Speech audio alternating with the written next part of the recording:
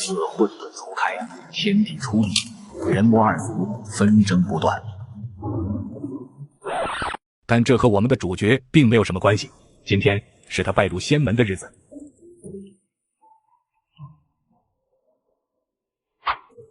谁说今天宜出行的？出门就下雨。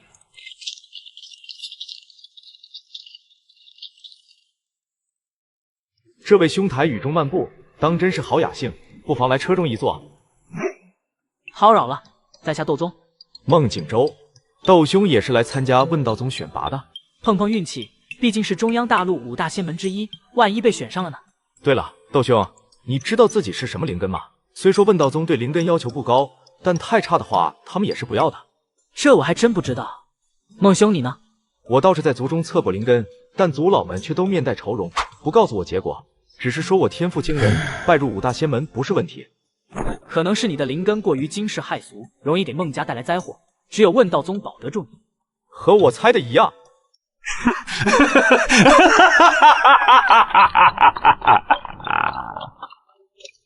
停下！这位姐姐走的这个方向，想必也是要去问道宗参加选拔吧？雨这么大，不妨上来歇歇脚。云芝谢过2位了。孟兄，你看他身上怎么是干的？该不会是妖怪吧？也许是身上带有能够避雨的异宝。云芝姑娘可是来参加问道宗测试的？正是。我这里正好有这次的考验内容，是花重金从问道宗长老那里买的。云芝姑娘要不要听听？这可是作弊，万一被发现了。我这辆马车可不简单，全身红木打造，小而高端，低调而奢华，安全防盗，冬暖夏凉，坐着出门倍儿有面子。关键是可以屏蔽神识，别人探查不到。原来如此，还请孟公子告知考验内容。问道宗的考验一共分3关，第1关测试灵根，第2关考验品行，第3关考验诚实。灵根测试没办法取巧，但后面2关我们可以提前准备啊。品行方面我对自己很有自信，至于第3关，我这人打小就诚实。多谢相告。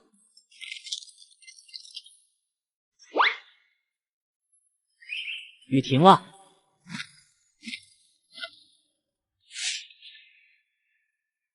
你不用紧张，他们应该是问道宗的核心弟子。等主持者到了，考验就该开始了。让大家久等了，我是问道宗大师姐，本次考验主持者，我宣布考验正式开始。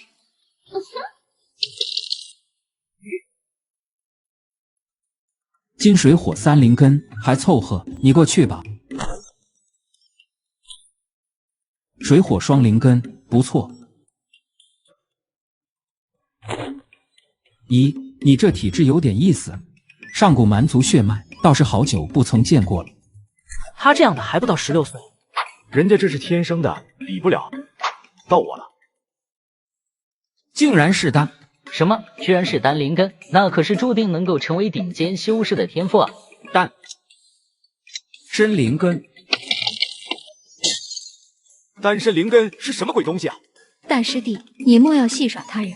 我就知道，怎么可能嘛？一定是骗人的。他没有骗你，你确实是单身灵根，不过这是学名，在修仙界，大家更习惯称呼他的俗名纯阳灵根。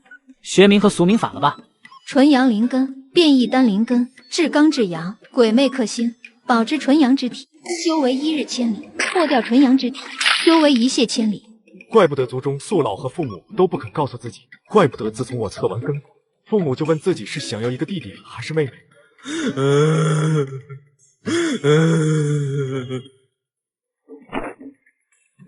又是一个丹灵根。丹灵根，我不错，你是变异丹灵根，剑灵根，锐不可当，天生剑种。云芝有些诧异，他搭乘马车不过是随性而为，却没想到马车上的2人都是顶尖天才。至于为何他没有取消2人的考验资格，是因为孟景舟拿到的题目是20年前的，不知道哪个长老这么损，卖20年前的考题给他。下面开始第2关。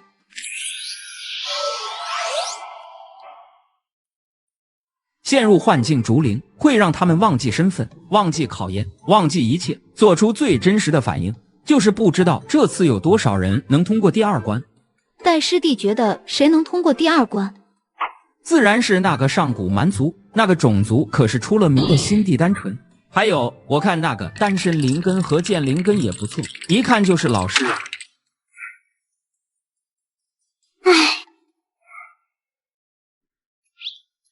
我这是在哪？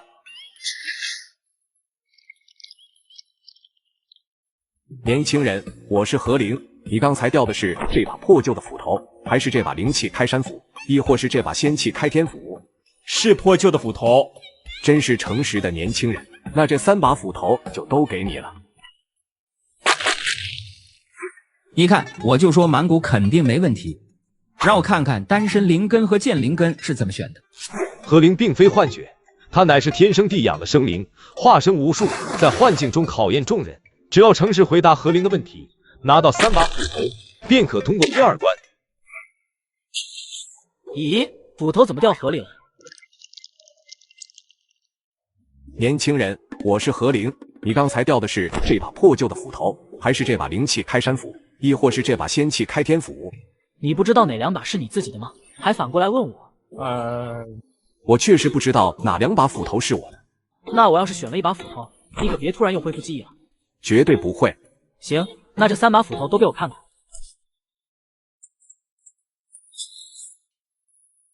行了，刚才的问题你再问一遍吧。你刚才掉的是这把破旧的斧头，还是这把灵气开山斧，亦或是这把仙气开天斧？都是我掉的。真是诚实的年轻人。那这3把斧头就都给你了。如果何灵在你面前问你3把斧头哪一把是你掉的，你会怎么选？3号选手孟景舟给出了他自己的答案。我的斧头。年轻的孩子，你怎么没动静了？不会淹死了吧？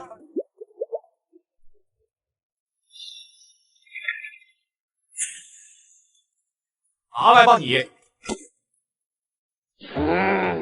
问道宗众人看着通过第2关的窦宗和孟景舟，久久无语。云芝有种预感，把这2个人招进问道宗，将会永无宁日。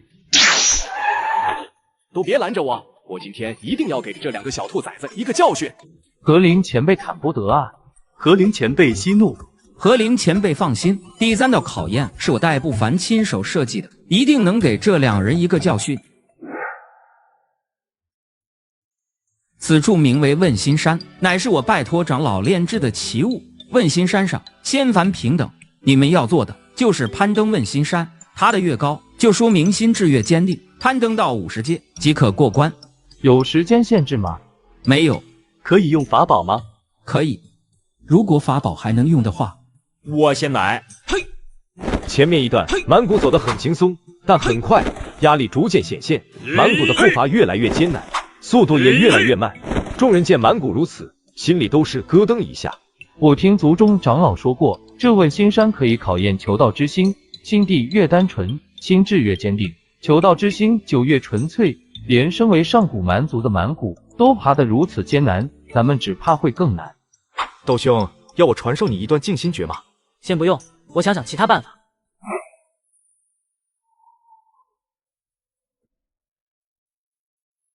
你在干什么？别人已经爬得很远了。你捡起来试试。孟景舟不明白窦宗的意思，但还是照做了。你干嘛？发现什么规律了？物体不落地，压力就不会传到物体上，唯有物体和地面产生接触，才会有额外压力。没错。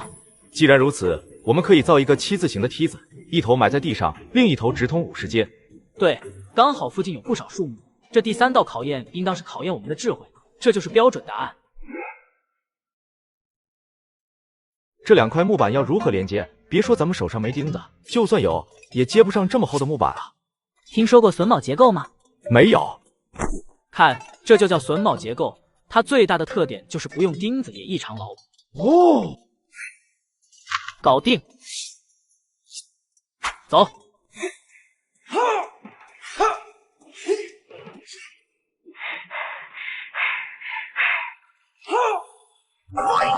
我们是冠军。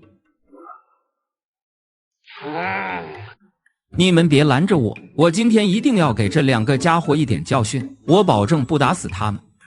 不知道为什么，心里突然舒服了。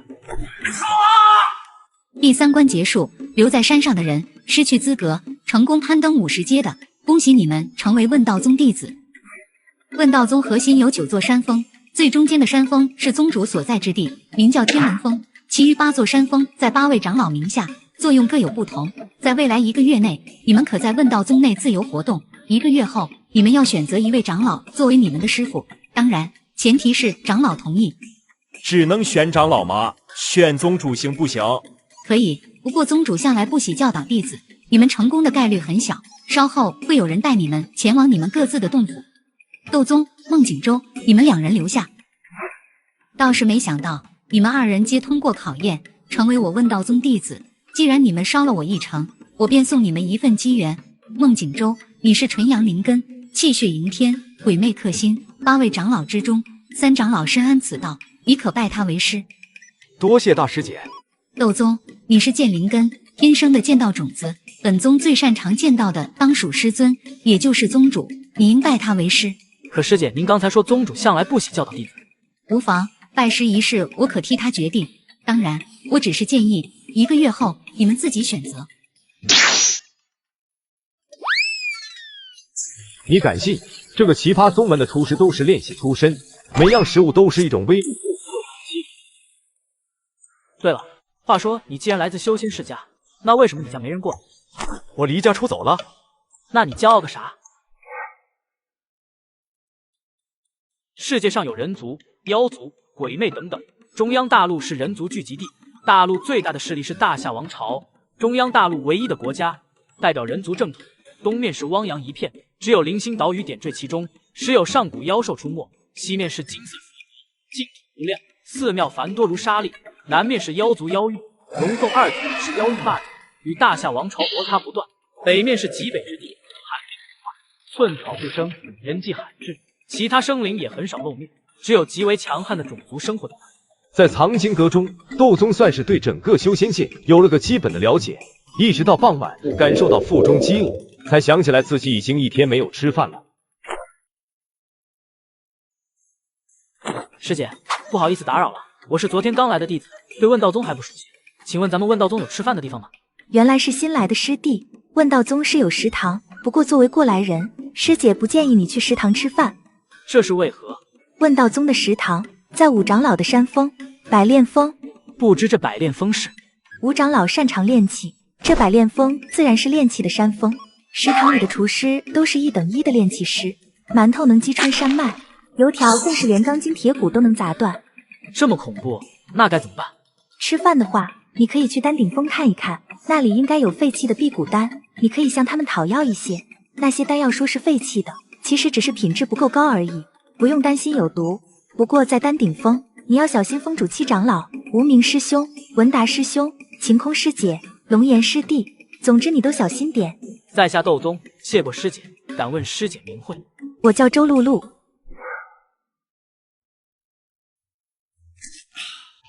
不愧是丹顶峰，就连空气中都充满香气，传说中的洞天福地也就不过如此了吧。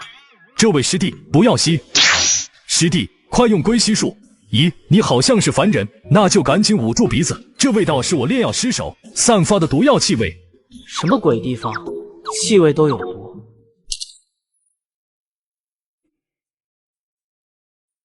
斗宗师弟，行了，不疼了吧？我叫无名，不好意思啊，师弟，炼药失败，害你晕倒了。不过你不用担心，我虽然经常失手，但还从来没有毒死过人。你这么一说，我更担心了。既然我只吸了毒气，为什么我头上缠着纱布？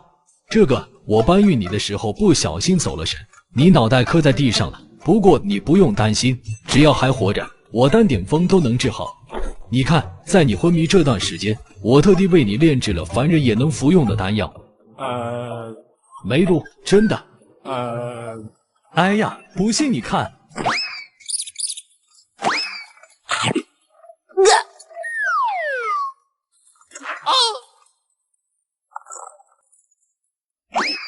意外，都是意外。小白输死了，人吃了肯定没问题。你稍等，我再炼一炉，不用了，不用了，师兄，我现在感觉好多了。哎呀，我汤上还炖着锅呢，先走了。师弟，有需要炼丹记得找我啊，不要钱的。第二天，丹顶峰七长老得知窦宗的悲惨遭遇，给窦宗送来了真正能够治疗的丹药以及一盒辟谷丹。之后的1个月里，窦宗就在藏经阁、岩船峰、洞府3个地方转圈，贪婪地吸收着修仙知识。很快，1个月后，众人都如愿以偿地选择了长老作为自己的师孙。孟景舟拜在了3长老门下，满谷拜在4长老门下，羽化仙体桃夭夜拜在6长老门下，而窦宗拜在最神秘的宗主门下。听闻宗主已有100余年未曾收徒，弟子们议论纷纷。在众人羡慕的目光下，窦宗被云芝带到天门峰宗主所在之地。大师姐，咱师傅呢？师傅如今正在闭关，脱不开身。我带师收徒，教导你修行。在此之前，我先简单给你介绍一下咱们这一门。师傅门下共有4位弟子，除你我之外，你还有1位师兄，1位师姐。他们一人在西方佛国，一人在南方妖域，常年不回宗门，见他们一面很难。我看过你岩传峰的考试成绩，很是不错，学习劲头值得表扬。接下来开始正式修行。听到这里，窦宗露出兴奋的笑容，听得越发认真。我是第1回教徒弟，你是第1回当徒弟，你我2人相互将就一下。不过你也不用太过担心，我为今天做了充足准备。练气先练体，有这些丹药，就算你只剩1口气，我也能给你救回来。宗内豆腐为何频频失气？绝顶天才为何沦为杂耍艺人？这一切的一切，究竟是人性的扭曲，还是道德的沦丧？敬请收看《修仙界最大祸患》第4集。剑修讲究剑意和臂力，因此练体中首先要锻炼臂力。我只示范一次，你且看仔细。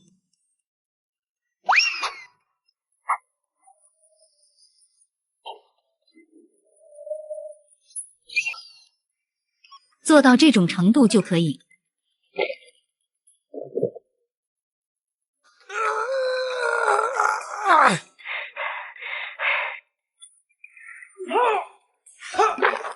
这下行了，先练1天看看效果。这傀儡就用来监督你，不管你是累了还是困了，他都会喂你2颗大补丹。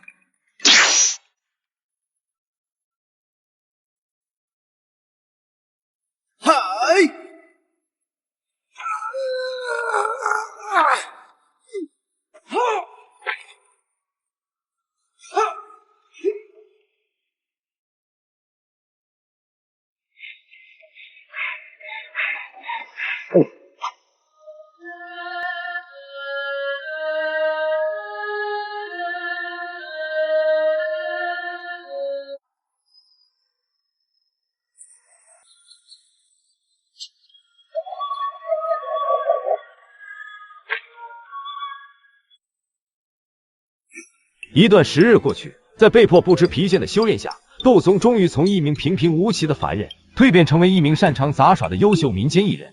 不错，炼体进展比我预估的还要快上几分。能修仙了吗？在炼体期间，窦宗听说孟景舟、满谷等与他同期的都已经引气入体，成为真正的修仙者，这让窦宗有些焦虑。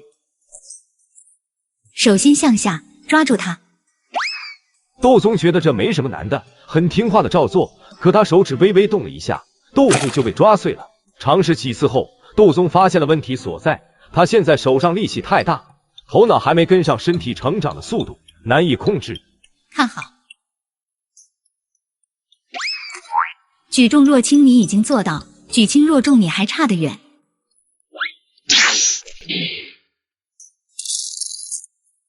接下来的日子，窦宗每天与豆腐为伍，每天的饭食也全都是满满的豆腐宴，搞得他浑身上下都是豆腥味。这日子真不是人过的呀！我现在感觉整个人都要变成豆腐了，明天一定要控制好力量，结束我的豆腐生涯。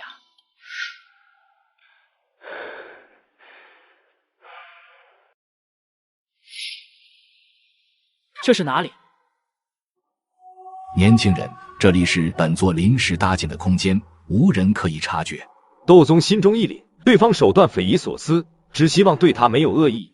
本座见证万古岁月，无数修仙大能独步天下，最终都逃不过被岁月侵蚀，化为一抔黄土。今日本座心血来潮，掐指一算，算出你与本座有缘，便招你魂魄来到这处临时搭建的传承空间。此空间从炼气期到渡劫期所需要的功法、丹药、修行心得应有尽有。敢问前辈是何人？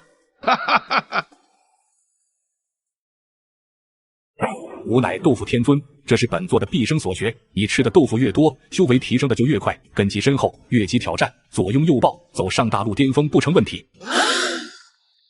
原来是梦，幸好是梦。师傅说过，适当的压力可以化作动力，这样一来，他应该就会更刻苦修炼了吧？只是八长老提供的台词着实有些羞人，也不知道他平时是怎么说出来的。又过一段时间，窦宗已经可以毫不费力地抓住豆腐，甚至可以拿豆腐当作沙包，和傀儡扔得有来有回，收放自如。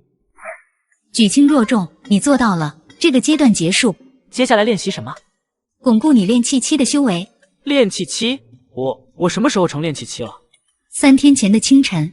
原来那天我就已经引气入体了。其他人也和我一样吗？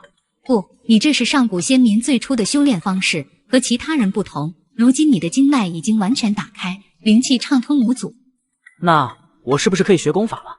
适合剑灵根的功法有很多，我这里就有1箱，但都不适合你。从今天开始，交给你一项长期任务，自行创造功法。这创造功法，我吗？没你想的那么难。你可知道问道宗规定，筑基期后，每位弟子都需要完成任务大殿发布的任务。这个我知道。一般的任务就是下山除魔、驱鬼斩妖什么的。但我不喜红尘之气，便选择了另外一种方式。是什么？任务大殿有一项固定任务，备份一份问道宗不曾记录在案的功法，也算完成任务。那大师姐你……所以我为了应付完成任务，自己创造了许多功法，然后骗他们说是我在遗迹洞天里找到的。可惜后来被识破了。怎么被识破的？因为几乎所有遗迹洞天都被我走了个遍，到最后没得编了。所以你看，创造功法并不难。大师姐，放在以前的老师，非我等凡夫所可以比拟。大师姐说的对。这本书给你。妖域见闻，难道大师姐是想让我观想妖兽形象，悟出属于自己的剑理？我明白了。你能明白就好。成为剑修需要一个准字，这柄清风剑你拿好。下一步要做的就是用剑尖把豆腐雕刻成妖兽模样，妖兽的样子都在书里了。你见过恐高的剑修吗？眼前这个天生的剑种因为恐高，竟立志要做一名陆地剑仙。很快1年时间过去，在这1年里，窦宗的生活相当充实。与此同时，他的修为也稳步上升，达到了筑基期。窦兄，你也来接任务吗？等等，你也筑基了？终于筑基了。等完成了任务，咱俩好好吃一顿，我请客。咦，这个任务不愧是大师姐，从来就没让我失望过。据曲和郡太平乡人称，本乡出现一种鸟类妖兽，口吐人言，具体种类未知，尚未有商人及使用妖法记录。请问道宗道长解决此妖鸟？就他了。我接下这个解决鸟类妖兽的任务。桃妖叶师妹，真是巧了。原来是窦宗师兄，恭喜筑基！筑基期任务不多，不若你我2人合力完成，奖励平分。没问题。去和郡距离不算近，乘坐非洲如何？陶师妹，你知道吗？自然的伟力是人们无法抗衡的，如天空，人族向往天空，同时也敬畏天空。这种敬畏之心是流淌在血脉之中的。所以这就是你恐高的原因。是。窦宗师兄，我记得你是剑灵根，勉强算是个剑修。所以师兄，你学会飞剑后要怎么做 ？No。此言差矣，师妹可听说过陆地剑仙？我只听说过陆地神仙。差不多，我的目标就是要成为陆地剑仙，行走大地之上，一剑千里之外取妖魔首级。唉，算时间，也到了下船的时候了。窦宗师兄知道怎么下船吗？这是自然。大师姐，在非洲上该如何下船？这个问题你不要翻阅书籍或询问他人，要自己想办法，养成独立思考的好习惯。哦。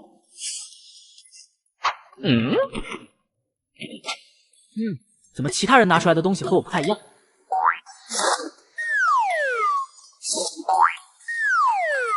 大师姐，你误我。两位仙长，你们可算是来了。你们从非洲上跳下来的样子，当真是不同凡响。我叫窦宗，他叫桃妖夜，皆是问道宗弟子。任务中对妖鸟描述不是很详细，还请乡正详细告知。大概是20天前的事情了。冯裁缝大呼小叫地说他们家来了只吃人的大妖怪，街坊们听了都吓了一大跳。我问冯裁缝那妖怪吃谁了，他说他也不知道，但那妖怪会说话，肯定是因为吃过人才会说话的。民间好像确实有这种传闻，说妖怪吃了人就能口吐人言，都是以讹传讹罢了。我见冯裁缝也说不出什么有用的信息，我就一个人偷偷靠近，见到了妖鸟。那妖鸟羽毛鲜艳，一看就不寻常。我一靠近，他就开口问我你是谁，张关甲在哪里？张关甲是谁？张关甲是我们乡的一个修士，炼气3层，修为平平，怎么会和妖兽产生联系？自那之后，妖鸟便总在四处飞行，大家每天都战战兢兢，生怕被吃掉。他和张关甲见过面了吗？见过了，他见到张关甲就说妖怪妖怪。那带我们去见见张关甲吧。那妖鸟我从来没见过，鬼知道他为什么要叫我名字。我这辈子都没离开过太平乡，上哪认识妖鸟去？一番交谈下来，窦宗二人并没得到什么有用的信息，只听了张关甲抱怨妖鸟给他的生活造成了多大影响。妖鸟又来了，二位道长要小心。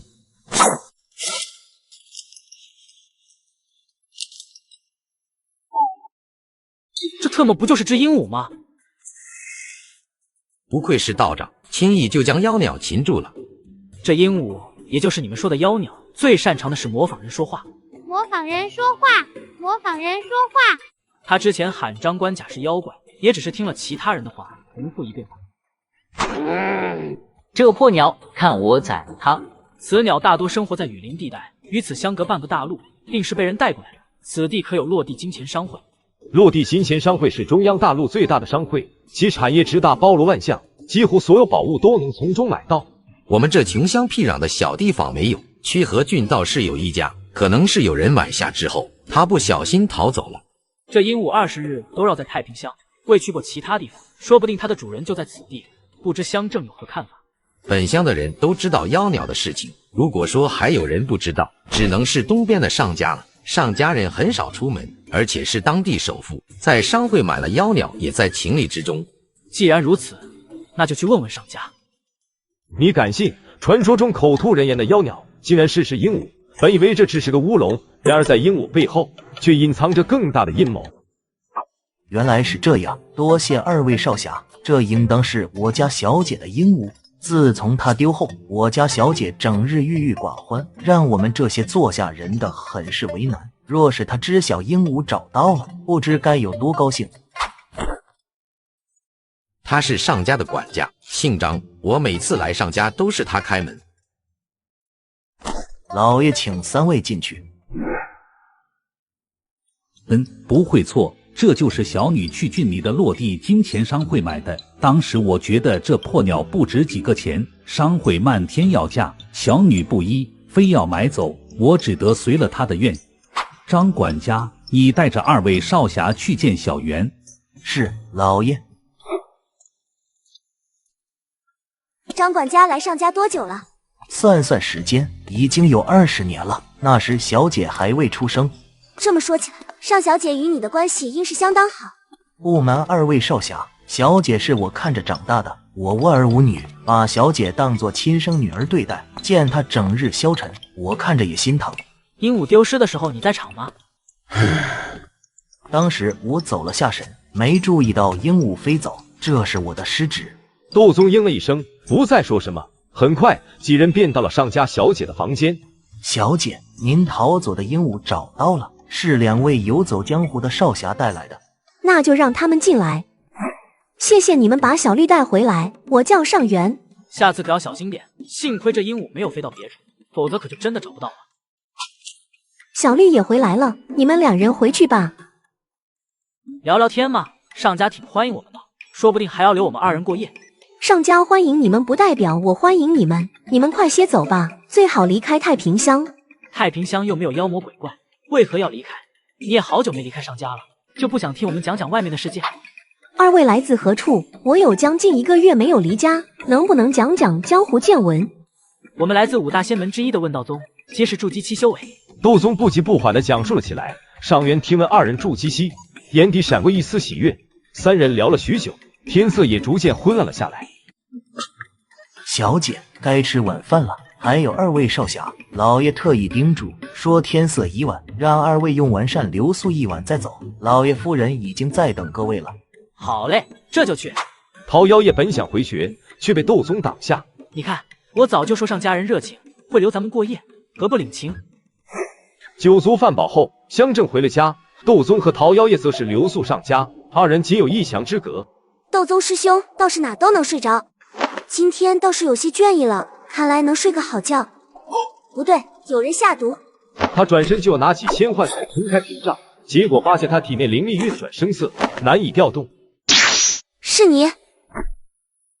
多好的皮肤啊！我这辈子都没见过这么雪白、线条这么好看的皮肤。既然你自愿留在上家吃饭，这么好的下毒机会我不把握，那就太不知趣了。别挣扎了，就算你没有中毒，也不是我的对手。你不过刚踏入筑基期，而我是筑基后期，放轻松，就疼一下的事情，很快就不害怕了。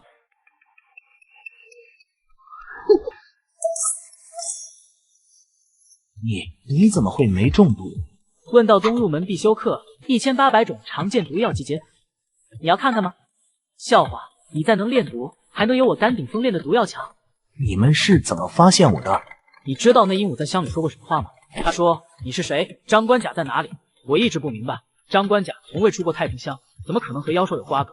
来到上家之后，我才明白，鹦鹉说的其实并不是张关甲，而是你，张管家。你是谁？张管家在哪里？张关甲在哪里？张关甲在哪里？早知如此，当初就该宰了他。即便如此，我身为筑基后期，若想逃走，你们还能拦住我不成？你就没想过，既然你能给我们下毒，我们就不能给你下毒？下毒？那东西对我是无效的。这是什么？脚气。什么？你以为我和你说半天话是在聊家常？我是在等你发病。我料定你会来找桃妖夜，为此提前留下了引发脚气的毒。对你来说，效果拔群吧。画皮鬼。你怎么知道我是画皮鬼的？是幻觉。